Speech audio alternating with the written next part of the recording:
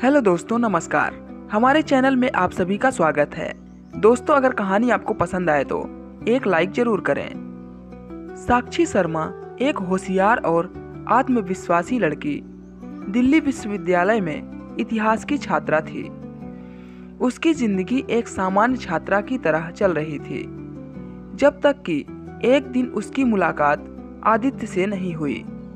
आदित्य एक आकर्षक और रहस्यमयी लड़का जो अक्सर लाइब्रेरी में देर रात तक पढ़ाई करता था। साक्षी ने पहली बार उसे देखा था जब वह एक किताब के लिए लाइब्रेरी में गई थी। आदित्य ने उसे देखा और मुस्कुराया, जिससे साक्षी थोड़ी असहज महसूस हुई, लेकिन उसने इसे नज़रअंदाज किया। कुछ दिनों बाद साक्षी और आदित्य की मुलाकातें बढ़ने लगी। वे एक दूसरे से किताबों, इतिहास और जीवन के बारे में बातें करने लगे। आदित्य की आंखों में एक गहरी उदासी थी जो साक्षी को आकर्षित करती थी। वह जानना चाहती थी कि वह क्या है जो उसे इतना गुमसुम बनाता है। एक शाम साक्षी और आदित्य लाइब्रेरी से बाहर निकल रहे थे जब उन्होंने देखा कि एक पुलिस वैन विश्वविद्यालय के पास खड़ी थी। कुछ पुलिसकर्मी परिसर में घुस रहे थे। साक्षी ने आदित्य से पूछा, क्या हो रहा है? आदित्य ने जवाब दिया, कुछ नहीं, शायद कोई मामूली मामला होगा। अगले दिन विश्वविद्यालय में एक छात्रा की हत्या की खबर आई। नाम था रिया वर्मा। रिया साक्षी की सहेली थी जो हाल ही में विश्वविद्यालय में शामिल हुई थी। साक्षी को यह सुनकर झटका लगा। उसने आदित्य से पूछा, क्या तुम जानते हो रिया के बारे में? आदित्य ने कहा, नहीं, मैं उसे नहीं जानता। लेकिन साक्षी को आदित्य का व्यवहार अजीब लगा। उसने महसूस किया कि आदित्य कुछ छिपा रहा है। वह रिया की हत्या के मामले में और जानकारी प्राप्त करने के लिए पुलिस स्टेशन गई। वहां उसने देखा कि आदित्य पुलिस स्टेशन के बाहर खड़ा था, जैसे किसी से मिलने का इंतजार कर रहा हो। साक्षी ने आदित्य से पूछा, तुम पुलिस स्टेशन के बाहर क्या कर रहे थे? आदित्य ने जवाब दिया, मैं बस कुछ सोच रहा था। साक्षी को उसकी बातों पर विश्वास नहीं हुआ। उसने तय किया कि वह रिया की हत्या के मामले की तह तक जाएगी। वह रिया के दोस्तों से मिली और पता चला कि रिया और आदित्य के बीच कुछ समय पहले झगड़ा हुआ था।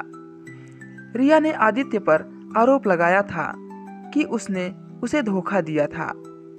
साक्षी को यह जानकर हैरानी हुई, क्योंकि आदित्य ने कभी भी ऐसा कुछ नहीं बताया था।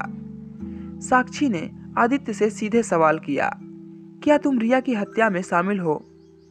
आदित्य ने गहरी सांस ली और कहा, मैं नहीं जानता कि तुम मुझसे क्या चाहती हो, लेकिन मैं तुम्हें सच बताना चाहता हूँ। आदित्य ने बताया कि वह एक गहरे राज से जूझ रहा था। वह एक खतरनाक अपराधी के संपर्क में था जिसने उसे धमकी दी थी। रिया ने जब यह जान लिया तो उसने आदित्य को ब्लैकमेल करना शुरू कर दिया। आदित्य ने डर के मारे रिया से संपर्क तो किया, लेकिन उसने उसे धमकी दी कि वह सब कुछ पुलिस को बता देगी। आदित्य ने कहा, मैंने रिया को मारने की धमकी नहीं दी थी, लेकिन वह मुझसे बहुत कुछ जानती थी। साक्षी को अब समझ में आया कि आदित्य एक जाल में फंसा हुआ था। वह उसे मदद देने का निर्णय लिया। दोनों ने मिलकर रिया की हत्या के असली दोषी का पता लगाने की योजना बनाई। साक्षी और आदित्य ने विश्वविद्यालय के पुराने रिकॉर्ड्स की जांच की और पाया कि रिया के परिवार का एक सदस्य विश्वविद्यालय के प्रशासन में उच्च पद पर था। उन्होंने और जानकारी जुटाई और पता चला कि रिया की हत्या एक संपत्ति विवाद के कारण हुई थी। रिया के परिवार के सदस्य ने उसे मार डाला था ताकि वह संपत्ति का मालिक बन सके। साक्षी और आदित्य ने पुलिस को सबूत सौंपे और रिया के हत्यारे को गिरफ्तार किया गया। आदित्य को निर्दोष साबित किया गया और साक्षी ने उसकी मदद करने पर गर्व महसूस किया। रिया की हत्या के मामले के बाद साक्षी और आदित्य के बीच एक गहरा संबंध बन गया। वे एक दूसरे के साथ समय बिताने लगे और एक दूसरे के साथ अपने भविष्य के सपने साझा करने लगे। आदित्य ने साक्षी से कहा, तुम्हारे बिना मैं कभी भी इस अंधेरे से बाहर नहीं निकल पाता।